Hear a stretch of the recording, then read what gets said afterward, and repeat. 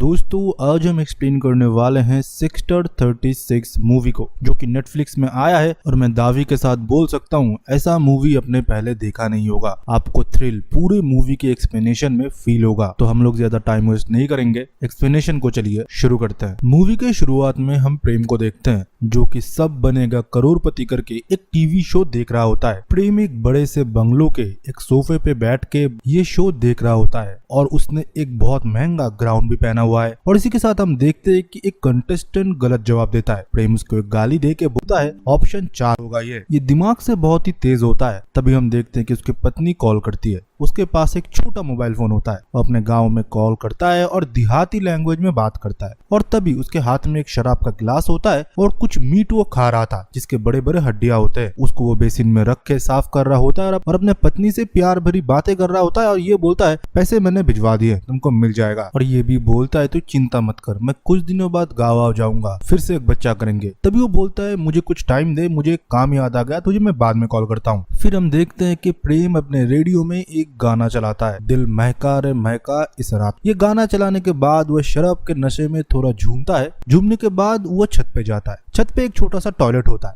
वो उसके अंदर जाता है। सिर्फ उसने अंडरबॉडी पहना हुआ था और हम सामने देखते हैं एक छोटी बच्ची जो कि स्कूल ड्रेस में होती है पर वो अनकॉन्शियस होती है। फिर हम प्रेम के पास कुछ चाकू छुरियां देखते हैं। फिर हम देखते हैं कि गाना तेज होता जाता है और हमको दूर से एक सीन दिखाया जाता है जहाँ पर हमको देखने को मिलता है कि इस चाकू छुरी से प्रेम उस लड़की की बॉडी को काट रहा होता है। ये सीन बहुत ही भयानक है और जो टॉयलेट है उसके अंदर गाढ़ा लाल खून जा रहा होता है और प्रेम एक के बाद एक चॉप करते जाता है और उसकी साउंड हमको सुनाई देता है। इतना घिनौना होता है ये। फिर हमको रामचरण पांडे को दिखाया जाता है जो कि एक ईसाई होता है। वह अपने घर पे अपने पूज्य पिताजी को प्रणाम करता है, उसी के साथ भगवान को, और उसी के साथ हमको उनके फैमिली भी दिखाए जाते हैं। उनका एक छोटी लड़की और वाइफ होती है, सुखी परिवार। और हमको वॉइस ओवर में सुनाई दे रहा था कि उनके पूज्य पिताजी हमेशा ये चीज मानते थे, न्यूटन के third law, every action there is an equal and opposite reaction. अब जो भी काम करोगे उसके रिएक्शन कुछ ना कुछ आएंगे। फिर हमको देखने को मिलता है कि वो अपने बेटी को स्कूल में छोड़ते हैं और इसी के साथ फिर वो स्टेशन में घुसते हैं और हमको साइड में एक बोर्ड लगा दिखाया जाता है जहाँ पर लिखा हुआ था मिसिंग एंड बहुत सारे बच्चों के उधर फोटो लगे हुए थे। और आप लोगों को शायद ये लग रहा होगा कि ये बहुत ऑनेस्ट ऑफिसर है, पर मैं आपको बता दूं जो पहले आप सुन रहे थे न्यूटन के थर्ड लॉ के बारे में, ये इसी बारे में था कि आप अगर कुछ डेयरिंग करोगे या कुछ सिस्टम से अलग जाके करने की कोशिश करोगे तो आप फंसोगे। तो न्यूटन के थर्ड लॉ को इन्होंने सिस्टम का नाम दिया। सिस्टम में रह के आप कुछ भी करोगे अपने ऊपर वालों से तो आपको रिएक्शन भुगतना पड़ेगा। ये रिएक्शन भुगतने के लिए पांडे जी कभी तैयार नहीं है। वो हमेशा सिस्टम के दायरे में रख के ही काम करते हैं, मतलब सिस्टम के अंदर जो कुछ भी करप्शन होता है उनमें से ये भी एक पार्ट है। तभी हम देखते कि स्टेशन में पहुंचते हैं और उनके 2 कांस्टेबल उनसे अच्छे से बात करते हैं और चाय लाने के लिए चले जाते हैं। और हमको देखने को मिलता है कि एक पिता आए थे, अपनी छोटी बच्ची जो कि महज 15 साल की है और स्कूल जाती थी, स्कूल के बस से जब लौट रही थी वो मिसिंग हो गई। तो उसके पिता चाहते हैं कि उसकी आज एफआईआर लिखा जाए क्योंकि कंप्लेन करे हुए बहुत टाइम हो चुका है। आज उसका बर्थडे है, वो स्कूल में फर्स्ट आई है। वो आदमी रो रहा होता है और ये बोल रहा होता है मेरी बेटी का एफआईआर ले लीजिए। पांडे जी बोलता है हम एफआईआर किसके ऊपर करें, आप ही हमारी वर्दी पहन लीजिए, अगर आप हमें काम सिखाएंगे तो। ऐसे नहीं होता, हम ऐसे ही एफआईआर नहीं लिख सकते। आपके पास फोटो है ना,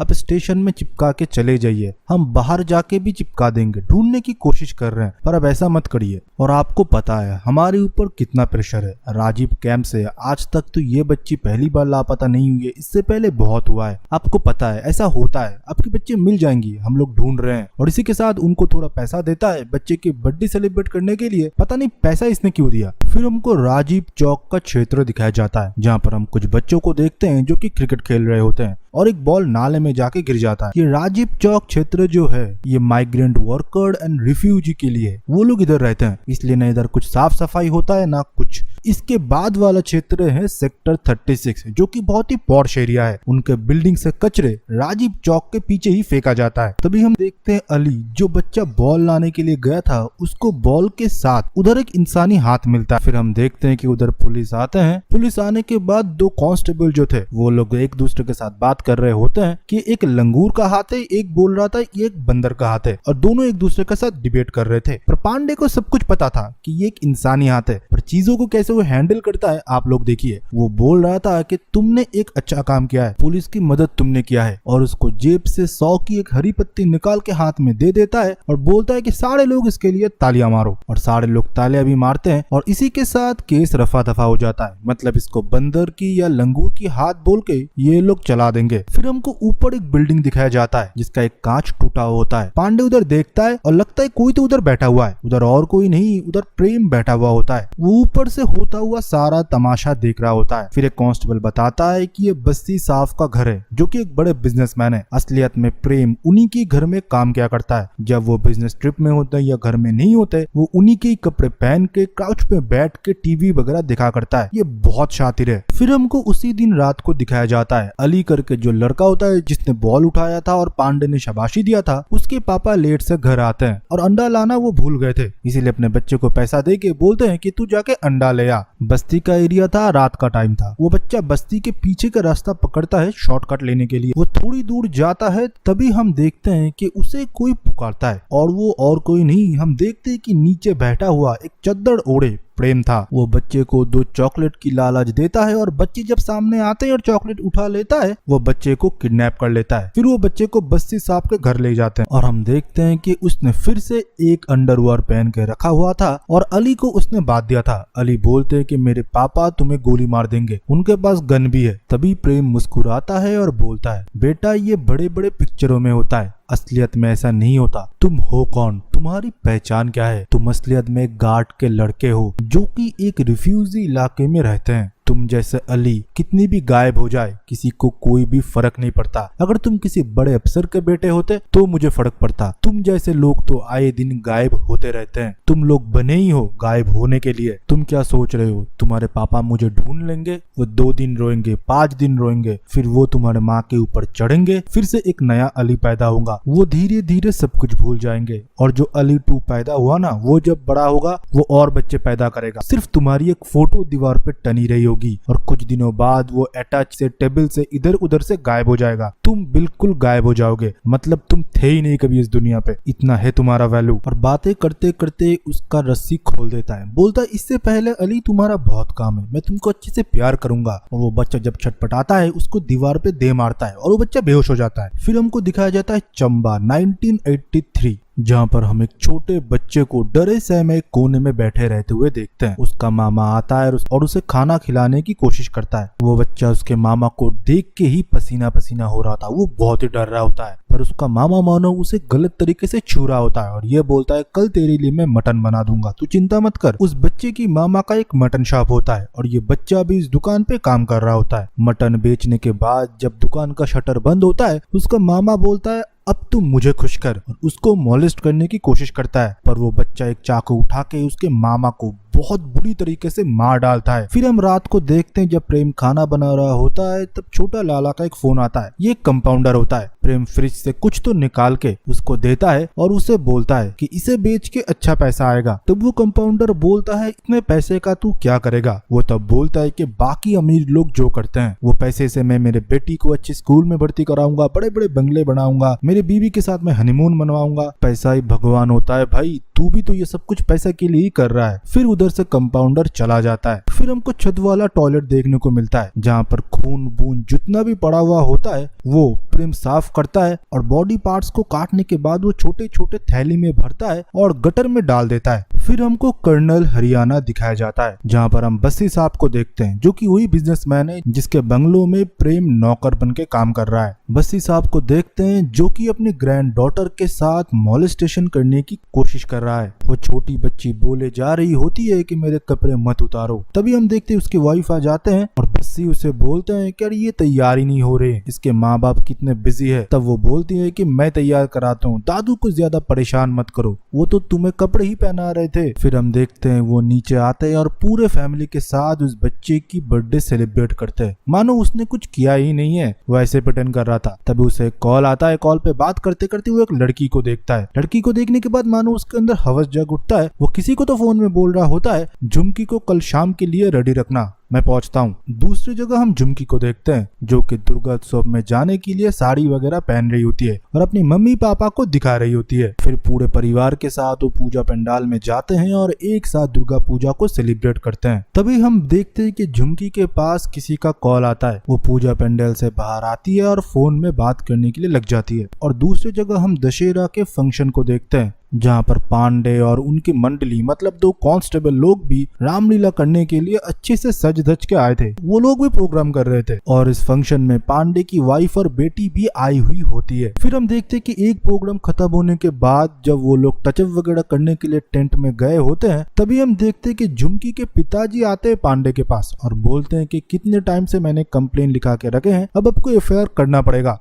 पांडे तब बोलता है आप कल चौकी आ जाइए, मैं लिख दूंगा। तब वो बोलते हैं 4 दिन से आप एक ही बात कर रहे हो, कल आप चौकी आ जाओ। अगर आपके खुद के बेटी के साथ ये होता तो आपको पता चलता। तभी पांडे को गुस्सा आता है और ये बोलता है बेटी को पैदा करने के लिए मैं बोला था, नहीं बोला था ना, तुम्हारे बेटी को तुमने खुद पैदा किया, अब वो कहाँ गई है उसे ढूंढने की रिस्पॉन्सिबिलिटी भी तुम्हारी है। तब उसके पिता बोलते हैं मुझे पता है, बस्सी साहब के घर वो गई थी, फिर वो वापस नहीं लौटी। तो वो बोलता है तो बस्सी साहब के घर जाओ और उनसे पूछो मेरे पास तुम क्यों आए हो, और आइंदा मेरी बेटी का नाम तुम्हारे मुंह पे भी आया ना तो मैं तुम्हारा मुंह तोड़ दूंगा। फिर गुस्से में उधर से वो निकल जाता है और प्ले खत्म भी हो जाता है। तभी हम देखते हैं कि उसको ख्याल आता है कि उसका बेटी किधर है। उसके पत्नी से जब वो पूछता है वो बोलती है कि वो अपने दोस्तों के साथ सुसु करने के लिए बाहर गई है। तब वो बोलता है ये एक मेला है, तुमने क्यों अकेला छोड़ दिया है, शहर से बच्चे कितने गायब होते हैं तुमको पता नहीं, इतनी इरिस्पॉन्सिबल तुम कैसे हो सकते हो। तभी हम देखते हैं कि उस मेले में प्रेम आया हुआ था और एक शिकार ढूंढने के लिए वो अपने फेस पे एक रावण का मास्क लगा लेता है। और दूसरी जगह हम उस कंपाउंडर को भी देखते हैं जो कि अपने एम्बुलेंस के साथ उधर खड़ा हुआ होता है, मतलब ये दोनों मिले हुए हैं। फिर हम देखते हैं वो बच्ची जब सुसु कर रही होती है प्रेम उधर से उसे उठा लेता है। पांडे फिर उधर उधर देखता जाता है पर उसके बेटी उसे कहीं भी नहीं दिखता। तब वो नोटिस करता है कोई तो उसके बेटी को किडनैप करके लेके जा रहा है। वो पीछे भागता रहता है और तभी हम देखते हैं कि एम्बुलेंस में जो कंपाउंडर वो एम्बुलेंस की लाइट और साउंड ऑन कर देता है और इससे प्रेम सतर्क हो जाता है और बच्ची को नीचे लिटा के वो भाग जाता है। पांडे 2 कांस्टेबल के हवाले बच्ची को करके और पत्नी के साथ उस एम्बुलेंस में हॉस्पिटल भिजवा देता है जो कि उस कंपाउंडर का ही होता है। और वो खुद जाता है प्रेम के पीछे पर प्रेम का शक्ल उसने देखा नहीं था।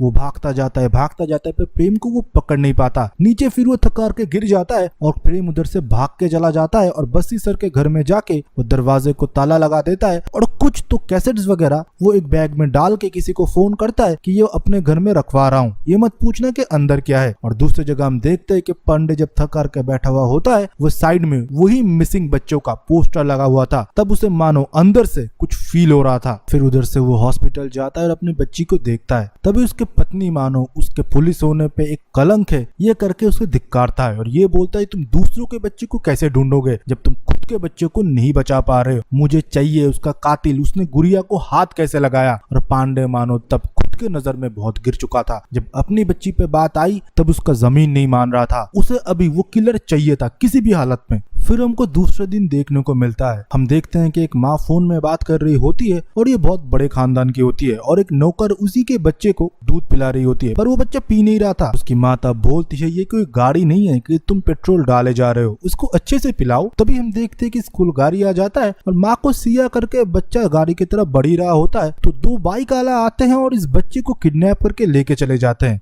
ये एक बहुत बड़ी केस था क्योंकि ये बड़े बिजनेसमैन का बच्चा था, वो किडनैप हो चुका है। डीएसपी सर अपने टीम वीम के साथ लग चुके हैं इस बच्चे के कातिल को ढूंढने के लिए। इंटरव्यू के ऊपर इंटरव्यू आ रहा है पर चुंकी के बारे में किसी को पता ही नहीं। पर हम देखते हैं कि पांडे जी सीधा जाते हैं बस्सी सर के घर में। वो जाते ही देखता है कि बस्सी साहब जो है ब्रेकफास्ट कर रहा होता है और दरवाजा खोला है प्रेम ने। वो अभी एक नौकर के गेटअप में ही है। बस्सी साहब टीवी में देख रहे होते हैं जो बच्चा किडनैप हुआ है बड़े बिजनेसमैन का, उसी का न्यूज, और वो केस जो डीएसपी संभाल रहा होता है उसका इंटरव्यू देख रहा होता है। तभी पांडे चुंकी के बारे में पूछता है पर बस्सी मानो उसके बात को इतना ध्यान नहीं देता। वो बोलता है तुम्हारे जो डीएसपी सर है ना, मैं और होम मिनिस्टर के जो लड़का है, हम तीनों बैचमेट्स थे, हमने कॉलेज में बहुत मस्ती किया और क्या क्या कांड किया है मैं तुमको क्या बताऊं। मतलब वो अपने पावर को जाहिर करने की कोशिश कर रहे थे। इतना तो पांडे को पता है कि जहाँ पर वो भिड़ रहा है वो बहुत बड़े लोग हैं, उसको कुछ भी हो सकता है और उसकी पोस्ट बचेगी भी नहीं। तभी हम देखते हैं चुंकी की पापा अचानक घर के अंदर आ जाते हैं और बोलते हैं कि इसने मेरे बेटी के साथ बलात्कार किया है और उसे मार दिया है, मुझे मुझे मेरी बेटी वापस चाहिए। और मुझे तो लगता है सर आप खुद भी बिक चुके हो और पैसे की सेटिंग करने के लिए आप इधर आए हो और बहुत गाली भी देते हैं। तब बस से चीख खड़ा होता है और ये बोलता है मेरे घर में आके तुम मुझे ही गाली दे रहे हो, असलियत में वो एक प्रोस्टिट्यूट है और हर महीने मैं इसके पापा को 30,000 रुपीज देता था,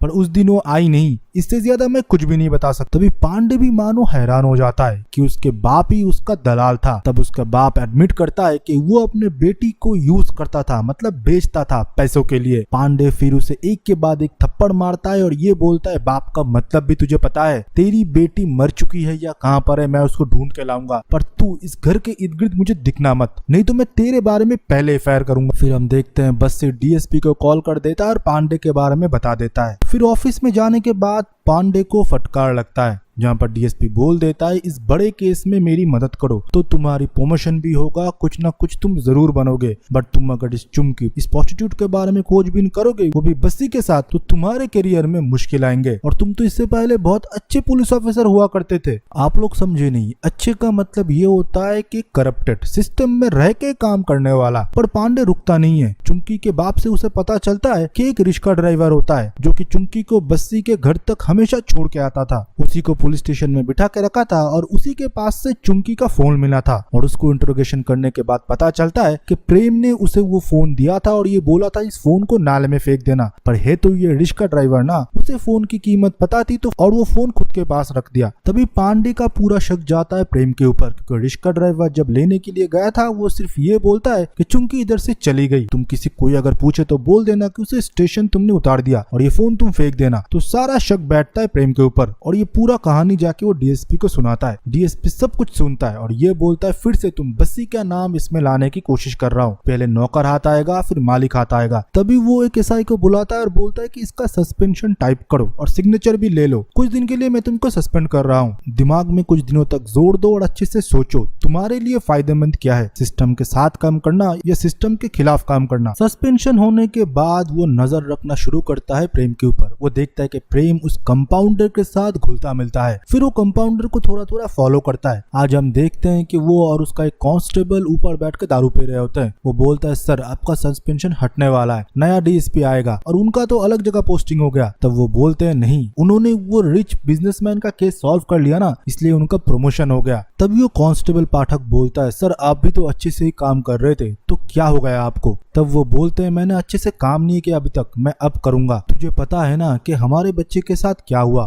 तब पाठक बोलता है हाँ मुझे पता है। तभी हम देखते हैं उस कंपाउंडर को जो कि बाहर के एक हॉस्पिटल से बाहर आ रहा होता है। तभी पाठक बोलता है हमको शुक्रिया तो उस कंपाउंडर का करना चाहिए, एम्बुलेंस लेके वो राम मेले के बिल्कुल बाहर खड़ा हुआ था। तभी मानो पांडे का दिमाग घूमता है और वो कंफर्म हो जाता है कि प्रेम और ये कंपाउंडर मिला हुआ है, तो उस कंपाउंडर को उसी की हॉस्पिटल से ये दोनों किडनैप करते हैं और एक खाली सुनसान जगह ले जाने के बाद उसे बहुत पीटते हैं। पीटने के बाद ये कन्फेस कर देता है कि प्रेम उसे ऑर्गन बेचा करता है और ये सबके पीछे प्रेम का हाथ। तभी हम देखते हैं कि एक नया डीएसपी आने वाला था जिसकी 8 बार पोस्टिंग हो चुका है। ये भी बहुत ऑनेस्ट पुलिस ऑफिसर है और ये पूरे फाइल और केसेस के बारे में पांडे इन डीएसपी सर के साथ बात करेंगे और ये आगे इस बात को फॉरवर्ड जरूर करेंगे। ये बात पता था पुराने डीएसपी को और ये सब कुछ वो बस्सी को बता देते हैं। पांडे और दोनों कांस्टेबल को पता था कि कंपाउंडर को कहां पर इन दोनों ने बंदी बना के रखा था और कंपाउंडर तैयार था गवाही देने के लिए। दूसरी जगह हम देखते हैं पुराने डीएसपी पाठक को कॉल करता है और बोलता है कि तुमको अच्छी पोजीशन पे जाना है और उसे अपनी तरफ कर लेता है। तो उस लोकेशन की खबर पाठक उनको दे देता है। बस्सी कुछ भाड़े के गुंडे को हायर करता है कंपाउंडर को खत्म करने के लिए और एग्जैक्ट लोकेशन कंपाउंडर की बता देते हैं पाठक। तो जब तक पांडे नए डीएसपी को लेके उस जगह पहुंचे उससे पहले वो भाड़े के गुंडे उधर चले जाते हैं और कंपाउंडर को उधर से अगवा करके लेके चले जाते हैं। पाठक तब बोलता है मैं तो सर थोड़ा खाना खाने के लिए गया था। तब पांडे उसके ऊपर गुस्सा आ जाता है और ये बोलता है एक दिन तू अगर खाना नहीं खाएगा तू मर नहीं जाएगा। पर ये नया डीएसपी तुरंत ऑर्डर दे देता है तुम लोग प्रेम को उठाओ और उससे इन्वेस्टिगेशन करो। फिर हम देखते हैं कि प्रेम को घर से उठाया जाता है और इंटरोगेशन शुरू होता है। प्रेम मानो बिल्कुल तैयार था सब कुछ बोलने के लिए, सिर्फ वो यही बोलता है सर आप लोगों के पास सिर्फ 40 मिनट है, अगर आप नहीं बोलते तो मैं कल आ जाता हूँ, सब बनेगा करोड़पति का मुझे एपिसोड देखना है। कल 50 लाख उसने जीत लिया है, आज अगर वो जीत जाता है टोटल 1 करोड़ जीतेगा। उसको मानो एक नशा था ये शो देखने का। फिर नया डीएसपी और पांडे एक के बाद एक क्वेश्चन करना शुरू करता है। चुमके के बारे में पहले वो पूछते हैं। वो बोलता है कि चुमकी को तो मैंने मार दिया है, वो मुझे एटीट्यूड दिखा रही थी, मुझे नौकर जैसा ट्रीट कर रही थी, मैं उसे पैसा दे रही थी। वो बोलती है कि इस पैसे से तू अपना ही ले ले। ये बात कौन मर्द सुन के गुस्सा नहीं जाएगा सर, आप बोलिए। और जब मैं छोटा था ना सर, मेरा मामा मेरा लेता था, इसलिए मैंने उसको मार डाला। और ये फिर से मुझे वो ट्रॉमा याद दिलाने लगी। मुझे तब बहुत गुस्सा आया, मैंने उसे मार दिया सर। उसके चुनरी से उसका गला घोट दिया। बस्सी साहब तब घर में नहीं थे, मैंने उसे बुलाया था, मेरा करने का मन कर रहा था ना सर। पांडे फिर बोलता है फिर उसका ऑर्गन तुमने कंपाउंडर को बेच दिया। वो तब बोलते नहीं, मैं तो उससे प्यार करता था ना सर, मैं उसका ऑर्गन नहीं बेचा, सिर्फ काट के फेंक दिया। और कैसे फेंका आप अब पूछेंगे तो ऐसे ही किसी के लाश को नहीं फेंकते सर, उसको मैंने कुछ टंकी में डाला जिसको कीड़े 6 महीने में चाट कर जाएंगे। फिर उसके सर के बाल अलग अलग तरीके से उसने मारने का मेथड बताया जो सुन के आपके रूह कांप जाएंगे। मैं सिर्फ सर बच्चों को मारता हूँ और मेरी ना एक गलत आदत है सर। आप लोग मीट खाते हैं ना, मैं भी मीट खाता हूँ। पहले मैंने मेरे मामा का लिवर खाया, तब से मुझे इंसानी मांस का थोड़ा रट लग गया। फिर मैं क्या करूँ, 2 साल तक सर मैंने कोई इंसानी मांस को छुआ नहीं। फिर बाद में मेरा वो लत ना ट्रिगर बन गया, मैंने एक को मारा, उनका मांस खाया, फिर दूसरे की लत लगी। ऐसे ऐसे आज तक मैंने 24 बच्चों को तो सर मार ही दिया है, उससे ज्यादा सर मुझे पता नहीं। और ये बच्चे है कौन सर, किसी को कोई फर्क पड़ता है? आज तक कोई फर्क पड़ा? देखा ना सर, कुछ दिन पहले एक अमीर लड़के का बच्चा खो गया, तुरंत उसको पुलिस मिल गया, हम उसको उठाते ही नहीं सर। और अब खुद बोलिए सर, ये बच्चे जो बस्ती में रहते हैं ये बड़े होकर डॉक्टर इंजीनियर ऑफिसर बनेंगे थोड़ी, काम करेंगे, सपने देखेंगे, किसी ब्रिज के तले पड़ के मर जाएंगे। इससे अच्छा मेरी लत पूरी कर दी इन्होंने। ये बोलने के बाद वो ये बोलता है सर सिर्फ 10 मिनट बचे हुए हैं, शुरू होगा सर शो, मुझे छोड़ दीजिए ना, कल मैं फिर आ जाऊंगा। तब पांडे बोलता है इन सबके बीच बस्ती का कितना हाथ है, वो भी तेरे साथ मिला हुआ है ना। इस बात पे मानो वो चुप्पी साधा रहता है और बोलता है नेक्स्ट क्वेश्चन। तब हम देखते हैं कि इसको जेल में डाल दिया जाता है और ये चीखता रहता है कि सर शो शुरू होने वाला है, मुझे प्लीज छोड़ दीजिए। फिर पांडे थोड़ा टीवी का वॉल्यूम बढ़ा देता है और जेल में बैठ के ही वो टीवी का प्रोग्राम सुन रहा होता है और मनी मन खुश हो रहा था। ये टोटल साइको है। फिर अगले दिन उसे बस्सी के घर में ले जाया गया और उधर से बॉडी को रेस्क्यू करा गया। छोटे छोटे बच्चों के स्केलेटन, हड्डी वगैरह मिलने लगे। ये देखने के बाद पूरे देश की मीडिया मानो केस के बारे में बात करने लगे, इतना हैवान कोई कैसे हो सकता है। फिर हमको देखने को मिलता है जो नया डीएसपी है उसका भी प्रमोशन हो जाता है। फिर हम बस्सी को देखते हैं, उसे भी हिरासत में लिया जाता है, पर उस केस को लीड कर रहा होता है उसका भी एक हायर अथॉरिटी का ऑफिसर जो कि पुराना डीएसपी होता है, मतलब बस्सी का दोस्त। पर वो दोनों ऐसे प्रिटेंड करते हैं कि एक दूसरे को जानते नहीं। और फिर हमको दिखाया जाता है कि टीवी में ये न्यूज आ रहा होता है कि पूरा जो क्राइम किया है ये प्रेम ने किया है। बस्सी तो बिजनेस टूर के लिए अलग अलग स्टेट में रहा करते हैं, उसको इस बारे में कुछ भी नहीं पता। फिर हम देखते हैं ये सब कुछ सुनने के बाद प्रेम से मिलने के लिए पांडे जाता है। वो पांडे को जाने के बाद ये बोलता है जिसको तू बचा रहा होता है तो उसने तेरे ऊपर ही सारा दोष डाल दिया है और तूने इतने टाइम से ऑर्गन बेच के जितना पैसा कमाया है ना, कंपाउंडर को किसी ने अगवा कर लिया, अभी तक हो सकता है वो मर भी चुका होगा, तेरे घर तक पैसे नहीं पहुंचे। ये बात सुनने के बाद मानो प्रेम बौखला गया। पांडे उसे भरोसा देता है अकेले तू नहीं, वो भी फंसेगा जो तेरे साथ होता है और मैं ये कोशिश करूंगा कि तेरी फैमिली की मैं ख्याल रखूं। तब वो बताता है उसे अपने घर का एड्रेस। फिर हम देखते हैं कि पांडे एक बस पकड़ता है और पाठक उसे छोड़ने के लिए गया था और ये बोलता है सर अब क्यों इस दलदल में घुस रहे हो। तब पांडे बोलता है मुझे घुसना पड़ेगा, तुम हो ना मेरा दोस्त और मेरे बाद मेरे फैमिली को संभालोगे अगर कुछ हो जाता है तो। पर उसे ही नहीं पता कि पाठक ने उसको कितनी बड़ी धोखा दिया है। फिर हम देखते हैं कि वो जाता है प्रेम के घर। प्रेम के घर में जाने के बाद प्रेम ने उसे बताया था कि एक बैग में सीडी होगा, जो सीडी आप प्ले करना आपको सब पता चल जाएगा। पांडे अपने साथ एक लैपटॉप भी लेके गया था। उस सीडी को प्ले करने के बाद मानो उसके अंदर से रूह कांप जाती है। उस सीडी में हम देखते हैं कि बस्सी उस बच्चों के साथ मॉलेस्टेशन करता है और उस सब की वीडियो बनाता था प्रेम। मतलब जिस 24 बच्चों को प्रेम ने मारा था उससे पहले बस्सी ने उन लोगों के साथ दुष्कर्म किया था। और ये सारे फुटेजेस और एविडेंस देखने के बाद मानो पांडे बिल्कुल स्टेबल नहीं था। फिर वो सारा प्रूफ वगैरह लेने के बाद रास्ते में खड़ा हुआ होता है लिफ्ट के लिए, पर बस वगैरह उसे कुछ भी नहीं मिल रहा था। तभी 2 घंटे के बाद एक स्कॉर्पियो गाड़ी को देखते हैं जो कि रास्ते से गुजर रहा होता है और पांडे उनसे लिफ्ट मांगता है। उस गाड़ी के लोग उसे लिफ्ट भी दे देते हैं और थोड़ी देर बाद हमको पता चलता है ये लोग और कोई नहीं, ये लोग वही भाड़े के गुंडे होते हैं जिन लोगों ने कंपाउंडर को मारा था। तो ये लोग गाड़ी के अंदर पांडे को भी खत्म कर देते हैं और उस सीडी को डिस्ट्रॉय भी कर देते हैं। फिर हम कुछ टाइम बाद देखते हैं कि मिसिंग पोस्टर लग जाता है पुलिस स्टेशन में पांडे का और पाठक वो बन गया है नया एसआई और मूवी के शुरुआत में न्यूटन की थर्ड लॉ की बात हो रहा था, every action there is an equal and opposite reaction. System में रह के अगर उसको छेड़खानी करोगे या उसके विपक्ष जाओगे आप कुचल दिया जाओगे। फिर हमको कुछ टाइम बाद दिखाया जाता है कि और एक कांस्टेबल पेपर पढ़ रहा होता है जहाँ पर पांडे के मिसिंग केस के बारे में फोटो लगा हुआ होता है। फिर उसके दरवाजे पे दस्तक होता है और उसके घर के सामने ठीक एक छोटा सा पैकेट पड़ा हुआ होता है। उस पैकेट को जब वो ओपन करता है उसमें वही सीडी के कैसेट्स थे जिसके वीडियो की पांडे ने देखा था, मतलब बस्सी के वीडियो जो इस बच्चे के साथ वो मॉलेस्टेशन करता था। और इसी के साथ सेक्टर 36 के एक्सप्लेनेशन खत्म होता है। वीडियो अगर आपको पसंद आए तो वीडियो को एक लाइक कर दीजिए। रुकिए आप लोग जाइएगा मत, आप लोगों के लिए एक फ्री मूवी वाउचर या कोई भी OTT प्लेटफॉर्म का 1 महीने का सब्सक्रिप्शन टोटली फ्री हम लोग दे रहे हैं। वो आपको मिलेगा एक छोटा सा टास्क करने की वजह से। आप लोगों के लिए हमारा और एक फ्री सर्विस है, तो वो क्या है, एक वीडियो प्ले होगा अभी, उसको थोड़ा देख लीजिए। अगर आप ऑनलाइन शॉपिंग करते हो फ्लिपकार्ट, अमेजॉन, मिंत्रा में, तो आपको पता होगा कि लिमिटेड टाइम के लिए प्रोडक्ट के प्राइस डाउन हो जाते हैं, तो तभी हम हमारे ग्रुप में उस प्रोडक्ट की डील डाल देते हैं, आप लोग खरीद लेते हो। तो पिन कमेंट के पहले लिंक से हमारे ग्रुप में ज्वाइन हो जाइए, जो कि टोटली फ्री है। अब खरीदेंगे फ्लिपकार्ट, अमेजॉन, मिंत्रा से, पर कब प्राइस डाउन जा रहा है वो हम आपको बताएंगे। देख लिया, अच्छे से समझ लिया कि आप लोगों का क्या बेनिफिट होने वाला है, तो ग्रुप में ज्वाइन होइए और इस वीडियो के कमेंट सेक्शन में अपना ओपिनियन दीजिए एक्सप्लेनेशन से रिलेटेड, और उसी के साथ ये भी लिखिए कि आपको हमारा शॉपिंग ग्रुप कैसा लगा। बस इतना ही काम है। नेक्स्ट वीडियो जब हम अपलोड करेंगे हम रैंडम एक कमेंट पिक करेंगे, उसको हम ईमेल के थ्रू कांटेक्ट करेंगे एंड गिफ्ट वाउचर या OTT सब्सक्रिप्शन पहुंचा देंगे। सो इतना ही था। तो चलिए नेक्स्ट मिलते हैं ऐसे एक बेहतरीन वीडियो के साथ, तब तक के लिए बाय बाय एंड सी या।